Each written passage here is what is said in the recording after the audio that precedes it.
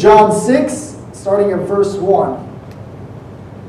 After this, Jesus went away to the other side of the Sea of Galilee, which is the Sea of Tiberias, and a large crowd was following him, because they saw the signs that he was doing on the sick. Jesus went up on the mountain, and there he sat down with his disciples. Verse 4. Now the Passover, the feast of the Jews, was at hand. Lifting up his eyes then, and seeing that a large crowd was coming toward him, Jesus said to Philip, "Where are we to buy bread, so that these people may eat?" He said this to test him, for he himself knew what he would do. Philip answered him, 200 denarii would not buy enough bread for each of them to get a little.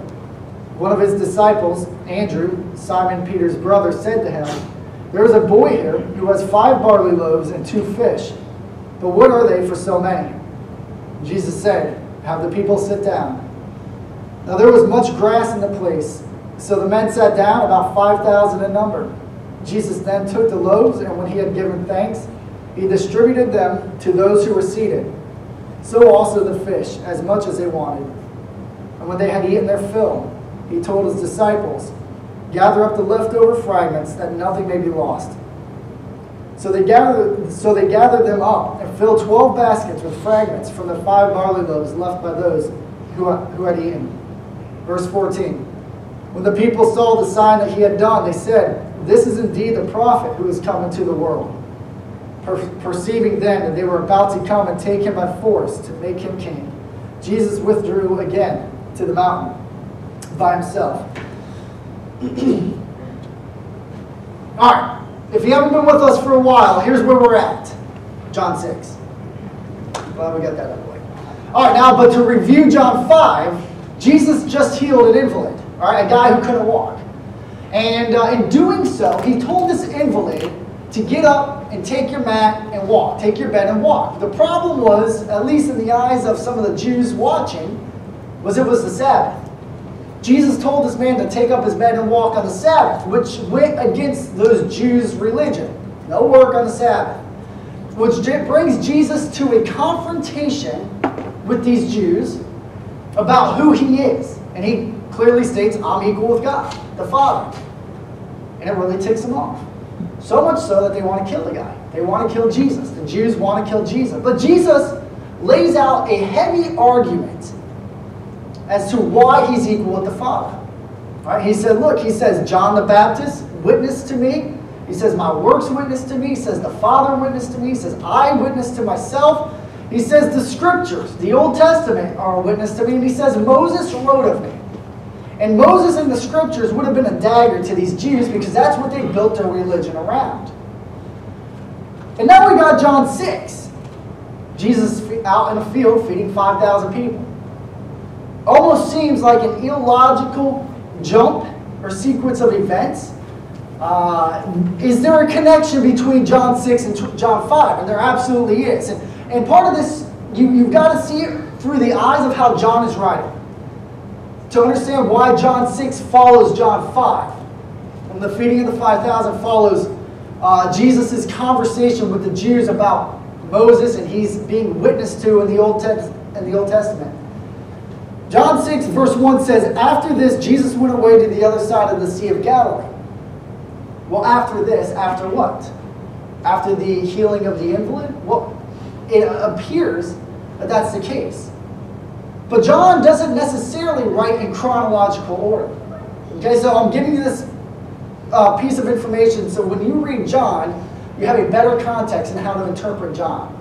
John writes more in a systematic way, meaning he's presenting an argument and he's looking to build a case around it. And the argument is Jesus is the Son of God, salvation comes through him. And so when John says after this, is he speaking in a chronological, that the very next event that took place in Jesus' life took place after the invalid was healed? Well, this is one of the stories, the feeding of the 5,000, that's found in every gospel. And the problem is if you read Matthew, Mark, and Luke's account, there appears to be something else that takes place. Now, I think the feeding of the 5,000 did take place after the healing of the invalid. I just don't know the time frame in which it took place. I don't know if it was the next day, as maybe Matthew and Mark and Luke would portray it more in a chronological event. The reason I bring this up, one is to just remember John writes in a systematic way. So sometimes events unfold chronologically, sometimes they unfold in a way for John to get a message across. Second, as you're reading the Gospels, you're like, John is kind of out there. He doesn't line up with the other Gospels. What do we do about it? Right? A lot of people will say Christianity isn't true. Look at John, look at the Gospels. They don't agree. Rather, they do agree, and they complement each other, which we'll see later on in the story. The third is the sobering tone that you do not see in John that the other Gospels bring. What is going on? Why does Jesus hop in a boat with his disciples to go on the other side of the Sea of Galilee? What's going on? Well, if you read Matthew, I want to encourage you to go home, read Matthew 14, 13 through 21, Luke 9, 10 through 17, Mark 6, 30 through 44. Got it, write that down. Just fire up the sermon tomorrow. It's like 6 minutes in. That's where the story's located at in the other Gospels. They all say something took place before this. And that is John the Baptist was killed. And Jesus hops in a boat to go be by himself. Now we bring this into the picture. You can get a better understanding of what Jesus himself is going through. All right? The other gospel accounts say he goes to be by himself with his disciples, and I get the feeling to process, to mourn. Now, if you've lost a loved one, if you've lost a co-worker that you knew very well, a friend, John the Baptist was a cousin. He was in ministry with Jesus. He baptized Jesus. That the receiving of the news that John the Baptist was killed, Jesus hops in a boat to go across the Sea of Galilee, to leave the multitudes in order to be by himself, shows us the human side of Jesus. To me, he was sad. He lost a good guy. He lost a friend. And he's just going to process. And his friends, his disciples, we call them disciples, they were buddies. They were friends who were going with him. And so this is the scene. And you see this in the other gospel. You don't see it in John. And it just begs the question as to why you don't see it in John. And you can answer that question for yourself. But John wants to show us something else. So John says after this, Jesus went to the other side of the Sea of Galilee. Verse 2, and a large crowd was following him because they saw the signs that he was doing on the sick. Jesus went up on the mountain, and there he sat down with his disciples. All right, so Jesus is in a place where he wants to be by himself. And a large crowd follows him. There's something called compassion fatigue. I don't know if you ever heard the phrase or whatnot, but if you've been in ministry or you've cared for people, you have a heart for people, you know what compassion fatigue is. Because what compassion fatigue is when people don't stop coming to you for help. They just don't stop. Over and over again. And eventually it wears you out to a point where you just don't care anymore about people. And so you might have gone through that. Maybe dealing with a family member, maybe dealing with coworkers, maybe just being in ministry, maybe just in what you do at your work. Maybe you've experienced people just go to you all the time for help. And there comes a point where you just got limits, right? You set boundaries. And Jesus, it's like the crowd doesn't get this. They won't leave the guy alone. They just keep going to him, keep going to him, keep going to him. And this is the thing about Jesus. He allows it. He's not limited by human emotions and human limitations because he's also God. And he sees something from a divine perspective on this crowd. They need a shepherd. Come on, bring them. Bring them. I can set down my morning and my desire to be by myself because this crowd is more important. It just puts, to me, it puts skin on Jesus. It helps me see Jesus in a better light as he puts aside his needs and his desires to approach the needs of these people. And they're coming. And why are they coming? Because they saw the sign that he was doing by healing the sick.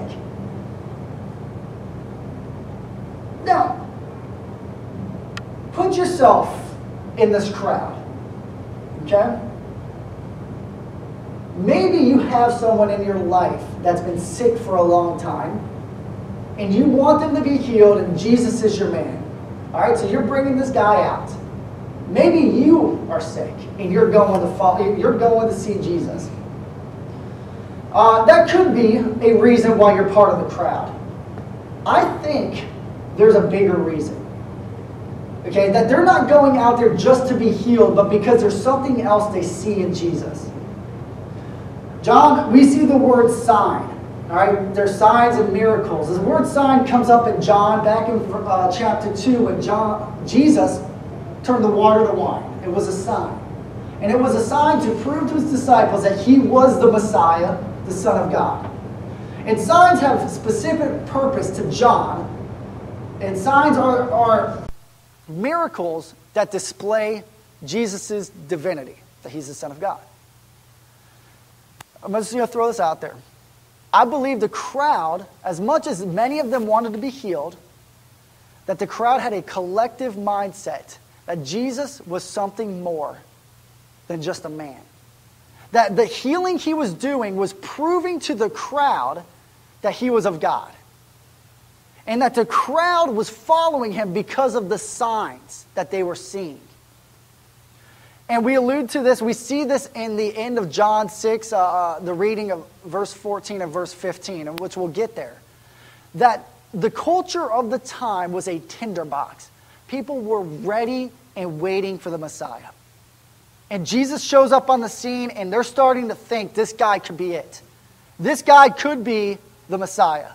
And so the crowds are flocking to him. Get it, like this. I don't know if you got people in your life that are saying Jesus is coming back soon, right? Today, like, look at the world, look at what's going on. Any moment, any time now, right? And people's radars are up, and they're looking to the skies, and they're really anticipating Jesus to be here any time. And this is the kind of the mindset of the culture at the time, that with the Roman government in place and the oppression they were receiving from the Roman government, that they lost the liberty of what it meant to be a Jew and to be free. They were ready for the Messiah to come. And Jesus is appearing to be that guy. So this is my interpretation on why they were following him. The cultural mindset of the time is they were ready, waiting, and believing that Jesus could be the Messiah. They just needed a little bit more proof. Look, don't throw the crowd under a bus too, because they were following him because they saw that he was able to heal sick people. Just kind of a side note. I've heard a couple sermons on this where, messages on this where it seems like the crowd gets thrown under a bus because they're only following Jesus for what they can get out of Jesus. Now, Jesus does approach the crowd later on and say, you're only following me because you want food, because I can feed you. Jesus is allowed to do that. I bet you any money, if I had an illness or someone in my family with an illness that could not be cured and Jesus was around, I would be going. Because I would want that person to be cured or myself to be cured. I would be in that crowd. I don't want to throw them under the bus. And here's why. Some of you, you go to Jesus every day with your needs. Every day. Some of you, you give us prayer requests every week. And it just goes to show me and those who pray over you that you are depending on Jesus all the time. I personally love prayer requests every week from the same people. It doesn't show me any weakness. It doesn't show me anything negative about you. It shows me that you are turning to God with all your needs. So in case you want to throw this crowd on the bus, they shouldn't follow Jesus just because he can heal, there's something more to him. Put yourself in their shoes. You very well could be part of that crowd 2,000 years ago. And in a way, most of you are, as you pray for God to heal and for God to take care of your finances and for God to, take care of whatever need. And Jesus knows why the crowd's coming. He knows they're coming because they saw him heal.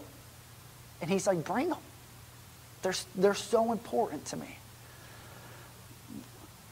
Moving on, verse 4. Now the Passover, the feast of the Jews, was at hand. All right, here's a little bit of homework for you. Why does John tell us this? I haven't given it much thought. He's the only gospel writer to tell us that it's the Passover time. But just some homework for you if you want to go home and dig a little deeper. Why does John inject this piece of information? For some reason, it's important to John. Because if you look at verse 3, Jesus went up on the mountain, and there he sat down with his disciples, and went straight to verse 5, lifting up his eyes then and seeing that a large crowd was coming. That makes sense. That flows well. But for some reason, John injects verse 4 in between that, and it just makes it feel choppy and makes me wonder, why does John want us to know it's the Passover time? So go home and ask yourself the question and go find the answer. You know, I'm sure it's in there. I'm sure knowing John and how he writes, you can find a legitimate answer as to why John wants you to know it's the Passover. So now the Passover, the feast of the Jews, was at hand. Lifting up his eyes then, and seeing that a large crowd was coming toward him, Jesus said to Philip, "Where are we to buy bread so that these people may eat?" He said this to test him, for he himself knew what he would do. Verse 7, Philip answered him, 200 denarii worth of bread would not be enough for each of them to get a little. One of his disciples, Andrew, Simon Peter's brother, said to him, "There's a boy here who has 5 barley loaves and 2 fish, but what are they for so many?" Let's keep reading. Verse 10, Jesus said, "Have the people sit down." Now there was much grass in the place, so the men sat down, about 5,000 in number. Jesus then took the loaves, and when he had given thanks, he distributed them to those who were seated. So also the fish, as much as they wanted. And when they had eaten their fill, he told his disciples, "Gather up the leftover fragments, that nothing may be lost." So they gathered them up and filled 12 baskets with fragments from the 5 barley loaves left by those who had eaten. I wanted to get the whole picture back out there in front of you so we can begin to digest what's going on. So,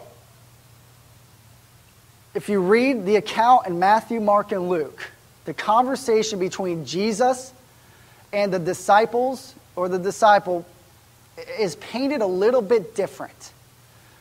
In the other gospel writers, it appears that they say to Jesus, "We got to send these guys home. It's getting late. They're hungry. Send them home." And Jesus looks to them and says, "No, you give them food." Okay, so that's how it's painted in a broad sense in the other Gospels. Well, John paints it like this. They look up, they see a large crowd coming, and Jesus says to Philip, "Where are we to buy bread so that these people may eat?" Now, if you read the two different accounts, you may be, what is this about? Why are they different? Is my Bible accurate? Whatnot. John is giving us more details by throwing in names, and he's giving us a different perspective. Here, if I can paint a picture of how it went down, here's how I believe it went down. And I got to speak to human tendency, right? If I just acknowledge myself in the situation, then I can probably understand where Philip's at, Andrew's at, and Jesus is at. All right, so the day's getting long, and I get some of my information from the other gospel writers. The day's getting long. Jesus has been healing and teaching. The crowd's been coming and coming. It's not like a group of 5,000 men and their wives just like hurting. I picture a crowd, a steady flow of people coming. And the crowd is building around Jesus throughout the day. And Jesus and his disciples went to rest and take a moment by themselves, but now they're working. They're busy. They've been busy all day. And Jesus looks up and the crowd's still coming. Philip wants to go home. This is what I think is going on. Philip, he wants to go home. And so he comes up with this, we got to feed these people. We got to get them out of here in a way that Philip, relieves Philip of his duty and he can go home. So he paints a picture of these people are hungry. Let's send them away. If we send them away, then I can go away too. Let's send them away so they can get food and they can go home. So Philip looks to Jesus and paints a picture or a problem. Jesus looks back at Philip and says to him, "No, You get them food. All right, so this is just my thoughts of how it went down. You're trying to bring the pieces of the puzzle together. I think Philip's tired. I think he wants to be relieved. He wants to go home. And Jesus says to Philip, no, you bring the food. You get the food. All right, let's use John's words exactly. Where are we to buy bread so that these people may eat? Jesus says to Philip. He said this to test him, for he himself knew what he would do. Okay? So I'm reading in behind the scenes, because I've read the other Gospels accounts, that there was a question asked before that, and that was, hey, these people are hungry, we should send them away. But Jesus does something. He tests Philip. He tests Philip by telling Philip to provide or to come up with a solution to a huge problem. I don't want you to miss this. Jesus takes a problem, which is, if we're talking 5,000 men, let's just say there are 15,000, 20,000 people. If the families went along, the kids went along, and they had the 2.3 kids per family, it's the average in America. We could be 20,000 people. Just interesting side note. The gospel writers aren't concerned about, boosting their numbers. It seems like every pastor I talk to, the first words out of their mouth is, hey, I'm a pastor of this church and my church is this size. And they count everybody, including the kid that's in the womb and the person who walked by that morning. And it's like, just boost the numbers as high as we can get them. And back then, they just counted the dudes, the head of the families. I guess it doesn't sound good when you say you have 5 people at your church. But they didn't care.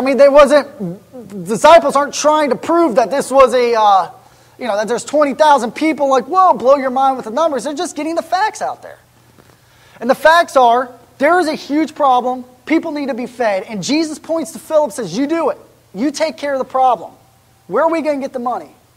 And Jesus has the answer.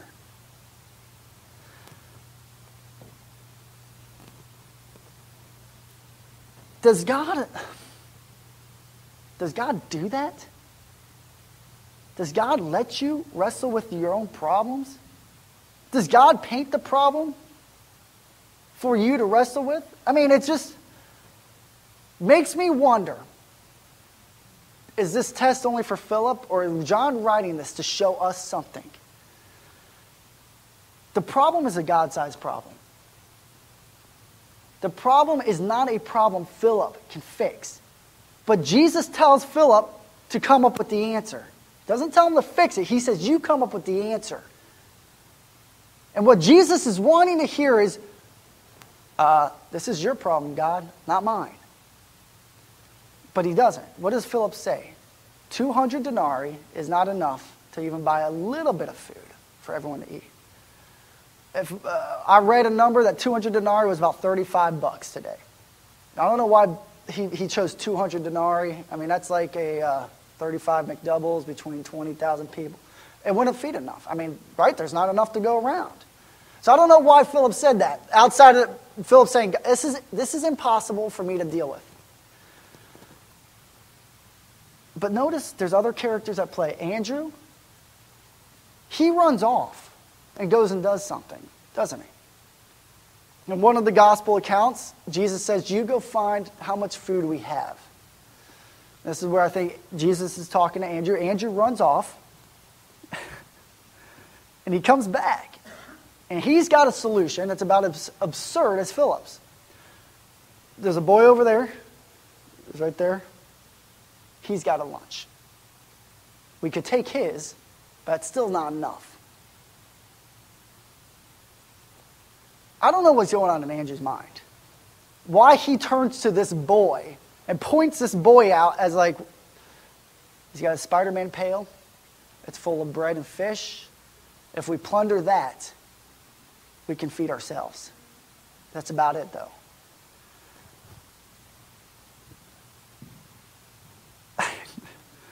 I just wonder what's going on in the boy's mind. Yo, dude, do you need your lunch? And by the way, a little boy, young boy, emphasis on little, small. He wasn't a teenager.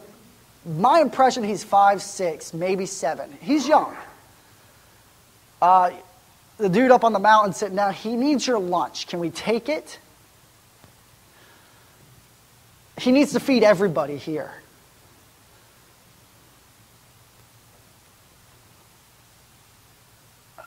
It's almost absurd. I'm just thinking about the details. This is so much more than Jesus turning bread into bread and fish into fish.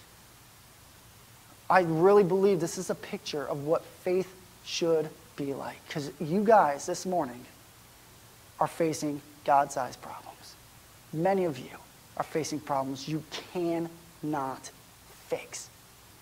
You cannot, and you should not even try. Philip and the boy stand in contradiction. Each one of them paint a picture of what faith could be and what faith is. What does Philip do? Philip pulls out his scientific calculator and punches numbers and says it's not going to work. It doesn't add up. He activates his mind and he starts thinking about the problem, and he comes up with an answer that says, no, it's impossible, send them away. And God is standing 2 feet from him.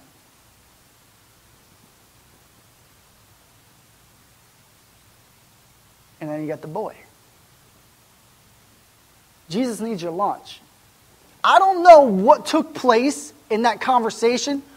Either way, the end result is Jesus got his lunch, which tells me, knowing Jesus as well as I do, Jesus isn't like, I need your lunch.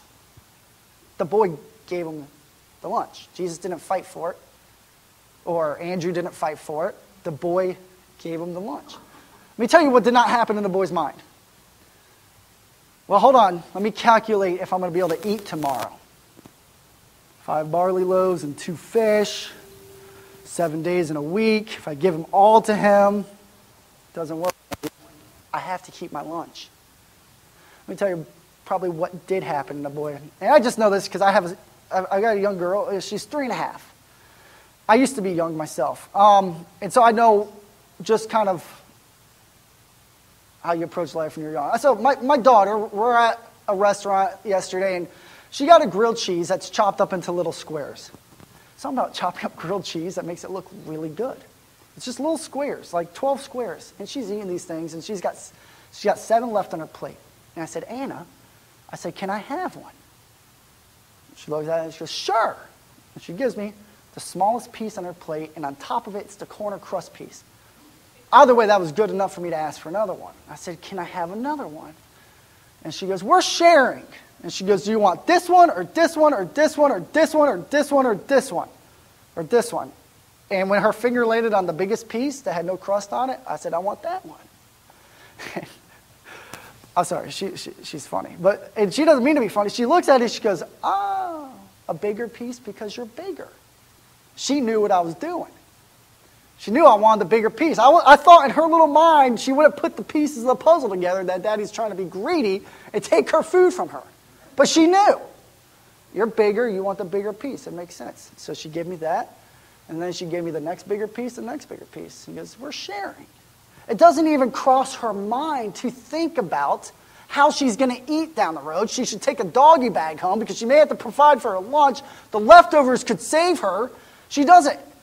What's wired in my child, and probably in this boy, is this unaffected total dependence that they have on their parents. You don't even know this anymore because you're possibly so distant from this mentality where there's not even a question about where my next meal's coming from because it doesn't enter into the mind.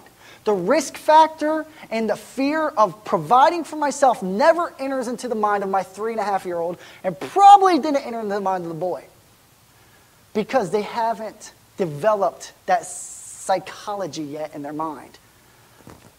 And so in that utter dependence, where she's not even processing or thinking about what the future could hold or might hold, she gives away her grilled cheese bites to me. And she's completely excited and joyful to do it. And I'm bringing just human reasoning into this to say, I believe this is why the boy gave the lunch away to Jesus. He wasn't doing what Philip did and considering the factors of eating tomorrow or the next day, but saw that the big man on the mountain needed his lunch, and he was so happy to give it to him. Just take it for what it's worth. That's what I think is going on in the boy. That's why the boy ended up giving up the lunch. But there's more to this. The 5 barley loaves tell us a lot about the boy. Do you make bread out of barley? You make it out of wheat, don't you? What is he doing with barley loaves? You know what you do with barley? You fed it to horses. And then the poor people would get what they could. In the fish, we're talking little morsels of fish. We're not talking, 3-pound trout. We're talking just enough to get some protein. This boy and his family are from the poverty level. They're poor. And I just wonder how, was that his lunch for the day or was that his food for the day? I just wonder where his parents are in all this. And he just gives it away. The very little he has, he gives it away. And Philip is still trying to punch the numbers. And he just can't figure out how this is going to work. And the boy, he doesn't even think. He just gives what he has to Jesus because Jesus needed it. I was talking to Clark this morning about the military, and I heard that the military is hesitant to take you the older you are because you're more prone to calculate risks, and therefore you become a risk to individuals around you in your platoon or whatever because you're too busy thinking about how to approach. And you said this morning that more specifically, if you have a family and you're older and you've left the military and you want to come back, or you want to go in the military with a family, they're hesitant to take you or they won't take you because you have this new way of thinking, which is to provide and protect yourself and provide for your family, which becomes a danger to yourself and to those around you. And it makes sense. Remember when you're standing on the cliff ready to jump into the water that was 20 feet below you? And the moment you thought about it is the moment you froze. And the more you froze, the more you thought about it, the more you never jumped until someone pushed you in. But the people who jumped are the ones who just kind of walked up to the edge and just right in. It's just, you got to understand something about your noggin. I call the brain, the noggin. It can be the biggest tool to your faith or the biggest enemy to your faith. And what we're seeing is Philip is using his noggin to reason himself out of faith, while the boy doesn't even think about it, but in a roundabout way paints a beautiful picture of what faith is by just giving what Jesus needs. Let's just ask a question. You can answer out loud if you want to. You may not want to. Who paints a better picture of faith? Philip or the boy? Okay. Why do we stress? Let's just talk, me and you. Why do you stress that? And why are you so overwhelmed with the problem in your life today? Why can't you sleep? Why is there so much fear in you? I'm going to say something that's going to sound foolish, but I believe is absolutely correct. Stop thinking. Stop thinking. You see, as we mature in our faith, the goal is to become more and more like that child, where the reasoning out of ourselves of we shouldn't take this next step or help this person out or do X, Y, and Z because we have a world that needs to be taken care of is not a picture of faith, as this boy who says, I am completely You see, the boy doesn't even say this because it doesn't even register. But he knows he's fully dependent on an outside source. Why are you wrapped up in fear? And why are you wrapped up in stress? See, you're not designed to stress. God did not design you originally to bear stress and anxiety. That's not how you were designed. But through the fall and through sin coming into this world and man making a decision with their noggin to eat something that God said not to, God said, fine, you use your brain to figure this out. In the meantime, I'll stand over here and be your way of salvation so that when you fully depend on me and trust on me, I will have the answer to your problem. See, Jesus already had the answer for Philip. He just wanted to see if Philip knew the answer. You have a problem today. Maybe it's tomorrow. Maybe it's in a year. The God of the universe who created the heavens and the earth, who cloaked the lilies in all their splendor, has already got an answer. And your problem may be for you to see where you're at in your faith. So Philip, if you resonate with Philip this morning, that was the wrong answer. Utter dependence on God to where you don't even have to reason yourself into dependence is the goal of faith and becoming like Christ. I just want to read to you some supporting passages. Wally, let's go to Mark 10:15. Truly, I say to you, whoever does not receive the kingdom of God like a child shall not enter it. Like a child. Now, I understand I'm just kind of pulling this out, and I'm going to build a small doctrine around it. But I do believe that that child, that whatever child was in Jesus' presence, was proof of utter dependence. That child could not reason himself into or out of salvation. But the child is proof of utter dependence. In Philippians 4:19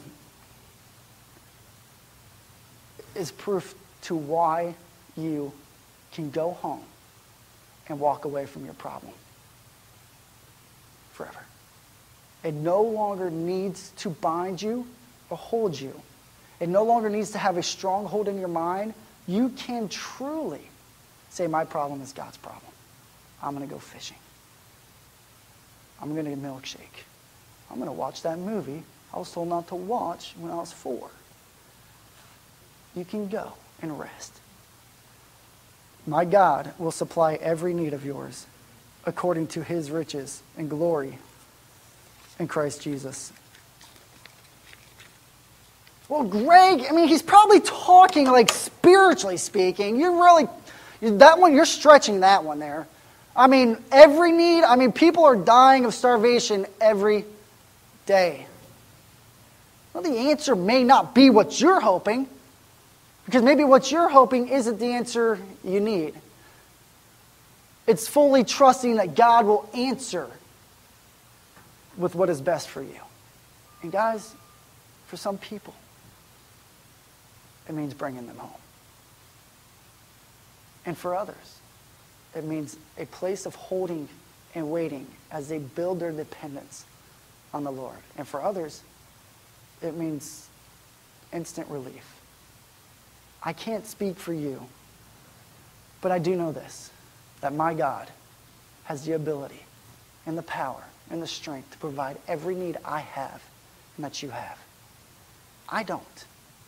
I'm too busy trying to figure out the budget for 2016 and how we're going to make it as a family or a church or what. That's God's problem. So hold on. Is there anything we do, or we just literally, it's yours, God, I'm going to go ride my bike down a hill because it's super fast and super fun. That's all I'm going to do in life. It's just never worry, never do anything, never take a step. Somehow the boy got to a point where he could give his lunch, where he did participate. I want to bring you to a story in 1 Kings. chapter 17. It's a story that hopefully will rock you and shape your way of thinking when it comes to compassion fatigue. People you run into in life who need help. And you hear in your heart that you should help, but your mind is saying it doesn't make sense, don't do it. You know, it's one of those things like your heart says, hey, give the buck to the peddler, but the mind says, no, he's going to go buy beer with it. You know what I'm saying? You all probably been there. You know, it's the one that says, well, my brother needs help, oh, but he'll just blow it again. You know, it's like the argument between the mind and the heart.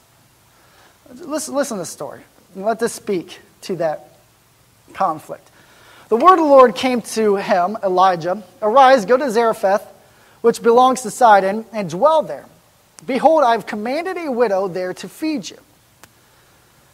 All right, so if you've never read this story before, I mean, Elijah's going to Zarephath, and he's going to live there, and a widow's going to take care of his needs.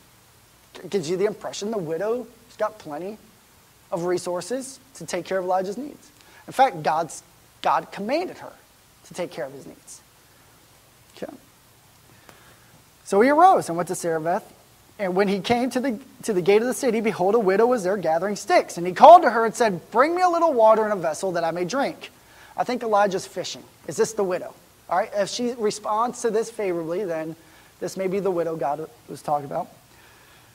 Verse 11, as she was going to bring it, he called to her and said, bring me a morsel of bread in your hand. Okay, so she responded favorably to the water. How will she respond to the bread? I think at this point, Elijah's got confirmation this is the widow that is going to be taking care of his needs. And she said, as the Lord your God lives, I have nothing baked, only a handful of flour in a jar and a little oil in a jug. And now I'm gathering a couple of sticks that I may go in and prepare it for myself and my son, that we may eat it and die. I don't think this is an exaggeration. I think this is literally, in her mind, her last meal. And she's got a son. I don't know the age.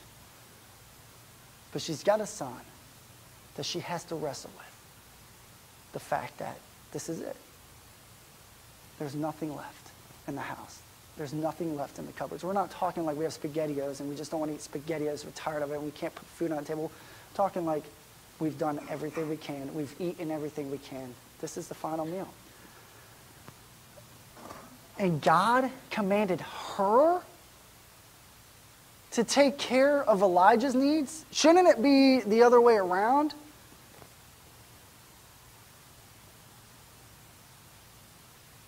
I don't know your situation. But if you're there, you're gathering sticks and making your last meal, and, you know, when that wears off, you're done, could you please let me know? We will find you food. Even if it's not that severe, but you truly don't have food to put on your table, would you let me know? Because this is how the family of God and God's kingdom works. That God doesn't always rain down manna from heaven. Oftentimes it passes through us to each other. And this widow, who has nothing left except one more piece of bread that she's going to make, God has asked her to pass that on. What does she do? She doesn't say no. I see it a lot like this boy. Well, you need it. Okay. So she says, the Lord God, you live, I have nothing baked, only a handful of flour in a jar and a little oil in a jug, and I'm now gathering a couple of sticks that I may go in and prepare it for myself and my son, that we may eat it and die. And Elijah said to her, do not fear. Go and do as you said. Do not fear. I don't think she's as concerned about her death as she is about her boy's death. But the man of God said, don't fear. Do not fear. Could you today not fear your situation? Could you? However, whatever it is, For some of you, it's just financially. You're just overwhelmed financially. You just can't do it anymore. For some of you, you've got family members who are staring death in the face. And maybe you haven't told us, but you are too. Do not fear. This is absolutely possible on this side of the grave. That even at the moment of death, fear does not have to grip our hearts. And Elijah tells her why. But first make me a little cake of it and bring it to me, and afterwards make something for yourself and your son. He still has the gall to ask for food after hearing that he's eating their food. That's the last of their food. Because this is a picture of faith. Because Elijah knows that his God will provide for her need. For thus says the Lord, the God of Israel, the jar of flour shall not be spent, and the jug of oil shall not be empty, until the day that the Lord sends rain upon the earth. And she went and did as Elijah said, and she and he and her household ate for many days. And sure enough, the jar of flour was not spent, neither did the jug of oil become empty, according to the word of the Lord that he spoke by Elijah. Now, maybe this is going on in your head. That was 3,500 years ago. God doesn't really work like that today. Oh, yes, he does. Yes, he does. And I'm living proof of it. When we started this church and had this much come in, we would have stuff show up on our doorstep, money come in the mail, and we were taken care of. A house opened up, and we were able to live there free. Yes, God does. Now, it may not be like, oh, there's flour and the flour keeps filling up. No. But me and you are the blessings of God to each other. You truly do not need to fear. If you're Philip, absolutely. There's no answer that you can think of. But the little boy, I hope he stays in that kind of faith forever, knew what to do. Jesus, it's yours. That's all I know what to do. It doesn't even enter my mind about tomorrow. Tomorrow has enough worries of its own. Verse 14, verse 15, and I'll wrap up. When the people saw the sign that he had done, that is, feeding so many people from this boy's lunch, they said, this is indeed the prophet who is to come into the world. Perceiving then that they were about to come and take him by force to make him king, Jesus withdrew again to the mountain by himself. Now, I read that kind of fast.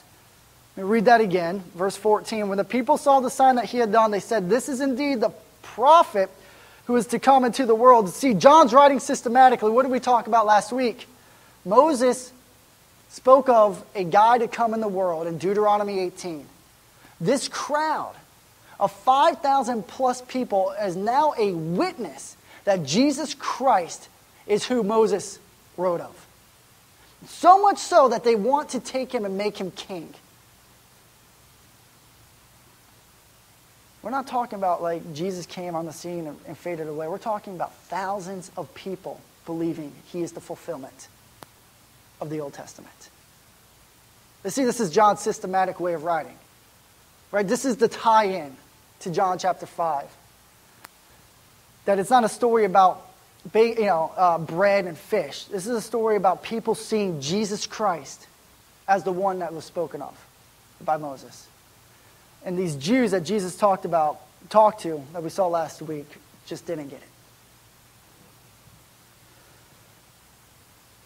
So, let me just back up and let's just talk about problems again, just for a minute. Maybe you're sitting there and you're thinking, I want to be the boy. That's where I want to be. Because maybe you are at a point of compassion fatigue. You're tired of helping. You're just tired of helping. You're tired of always looking out for other people, but no one's looking out for you. Or maybe you're just stuck where Philip's at and you say, it just doesn't make sense for me to help out financially or to help that person out or to do this, or I don't have the time. I'm not here to make that decision for you. I'm here to point you to a picture of faith and utter dependence. and to suggest that is what you're facing a test? And if so, don't get all hairy about the word test, as if it's like, oh, some negative big thing that we just need to... It's developed to make you more like that boy, to reveal to you where you're at. For some of you, it just so goes... See, I'm like walking through this right now. As I fight my reasoning to tell you, stop thinking. And there's a part of me that says, don't tell them that. They've got a brain for a reason. But it's up here that everything went wrong. It's here that faith and belief lives and dwells and grows. And sometimes your thinking needs to take place from here and not here. Sometimes you got to walk up to the cliff and just jump, and you'll never know it until you jump that God decided to use you to feed the 5,000 people. That little boy fed many other little boys that morning, but he would never have seen it if he didn't just jump. But he didn't even think about jumping because there was a need. And this is the way God rewires us to love. And this is my goal for you, Midtown, and for every single one of you, that our love is an outpouring of who we become, not something we reason ourselves into. But people need love, people need help. It triggers something and I react. I jump. And my needs are taken care of by the Lord. I'll tell you though, if I sit in my computer and open my budget again, I'm going to talk myself out of helping because it doesn't make sense.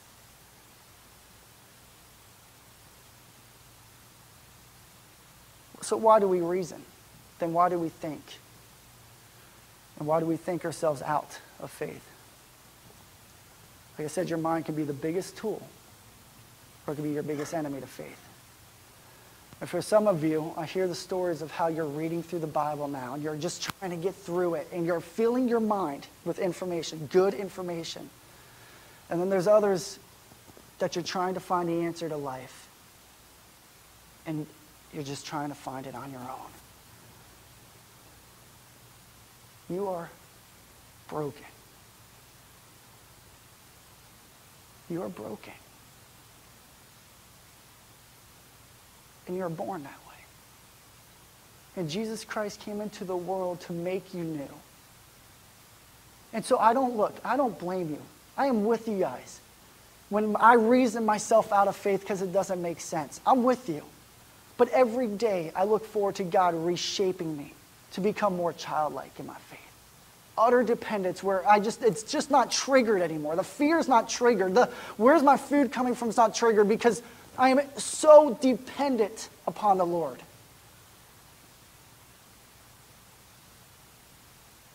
When you go home and the fear starts to set in, maybe what you need to tell yourself is, I'm just broken.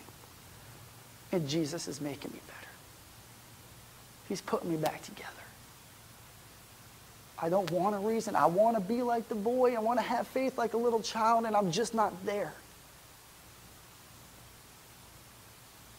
Maybe that was Philip's answer. Jesus, I want to believe you can do this, but everything about me says this is impossible. And maybe his honesty would have been the answer to his test. Let me pray for you. I see a lot of emotion. Tells me a lot of stuff's going on in this room. Let me ask Gene and Clark if you guys are able to come up. Just be willing to pray.